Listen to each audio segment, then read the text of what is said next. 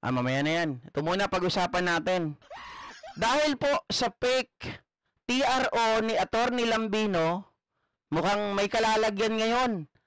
Yung mga nagpakalat po na may TRO daw or temporary restraining order nung inaakyat at dinadakip itong si Digong papunta ng Daheg. Ano yung balita na yan mga kababayan? Nung nakaraan nakita po natin yung video na kung saan po pinagkakalat ni Atty. Lambino na meron na daw TRO. Papakita ko muna sa inyo yon mga ka-GP Natics para buo, kumpleto yung ating naratibo. 'Di ba?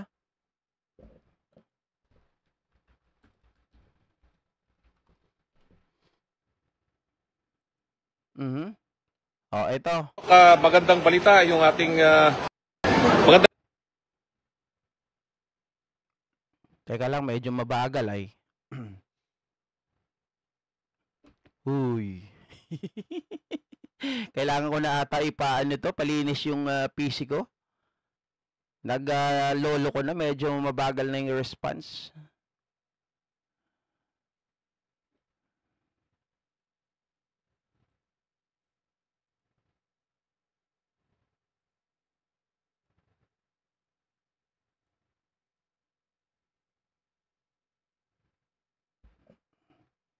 Ayan guys, yung pinapakalat ni Atty. Lambino. Magandang gabi mga kababayan at ito magandang balita yung ating natanggap ngayon, granted yung TRO ng Supreme Court na hindi kailangan ilabas si PRRD pero pinipilit na nilang isakay sa aeroplano ngayong oras na ito.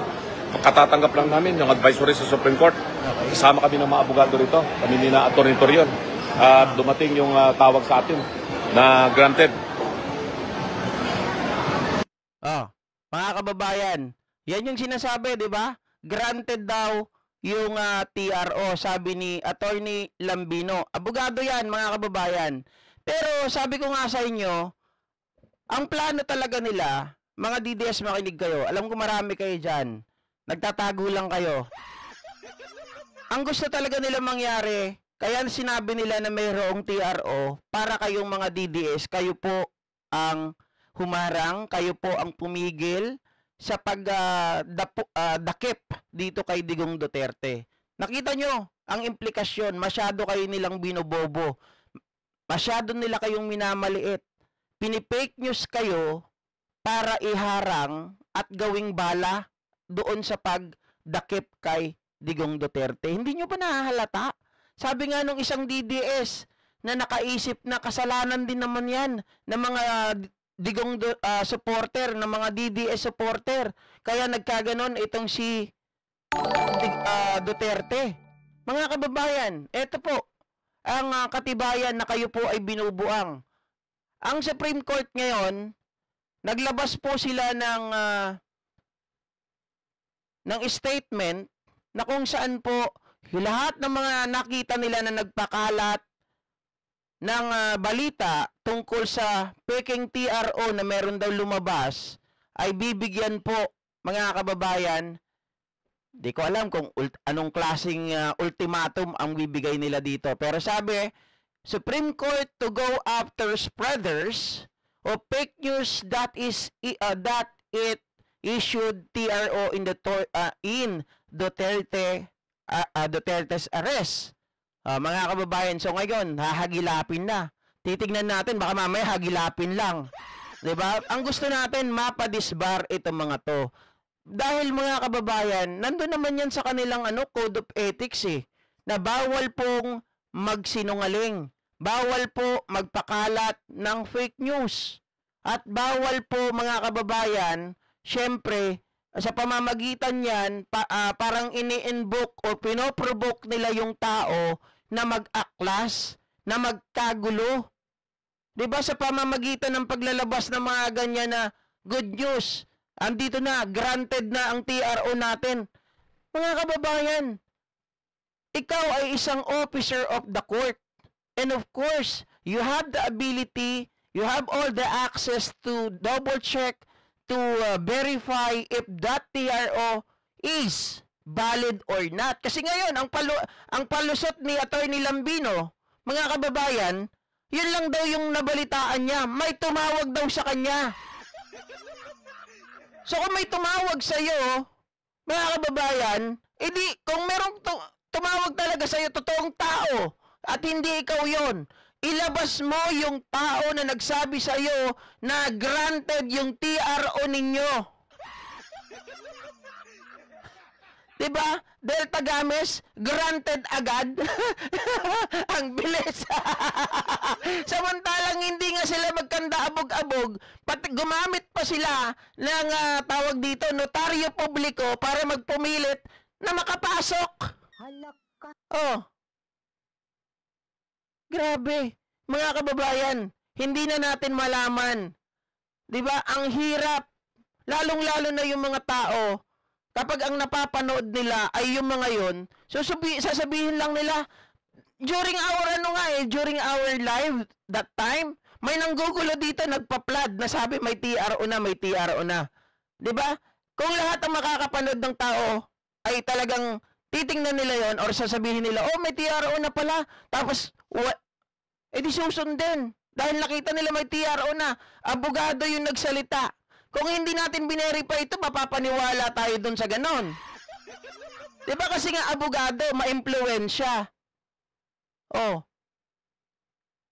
Ginagago nila yung mga tao. Minamaliit nila yung kakayahan ng mga tao. Mga maliliit na nga, mga dukha na nga, gagamitin pa nila. Pinoprovoke pa nila para yung mga tao na yon ang gumawa ng paraan para mapigilan si Tatay Diggs nila. Diba? Eh, kung naniniwala kayo na marami kayo, bakit nasaan na kayo ngayon? Marami daw sila. Oh.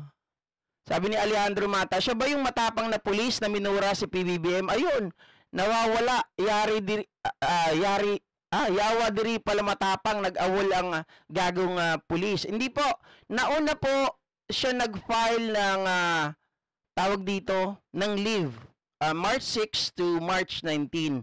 Kaya lang po, kung napanood nyo yung video kanina, nagtataka tayo. Kung granting na siya po ay nakalib, eh bakit suot-suot niya po yung pulis ng yung kanyang uniforme habang siya po ay nakalib? Saan niya ginagamit yung yung uniforme niya? Sabi nung isang kababayan natin kanina, sir, kasi pag hindi naka-uniform, walang dating. Sabi ko naman, hindi eh. Pag hindi naka-uniform, walang datong. Walang datong. Di ba? Sabi ni Sir Antonio, Sec Gadon, paki-disbar si Bambino. Si Secretary Gadon, wala po siyang dyan.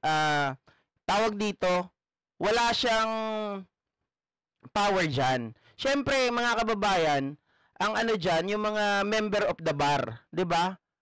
Sila po ang pwedeng magpa-disbar dyan kay Attorney Lambino sa pagpapakalat ng fake news na yan. Kaya abangan natin yan kung ano mangyayari dyan kay Lambino. Sabi ni Zaldi Gumalog, taga dito sa amin yan sa Puso Rubio, Pangasinan. Akala ko ba taga Cagayan? Si Lambino. Taga pala? Taga Ilocano pa pala ito. Ano ba naman yan?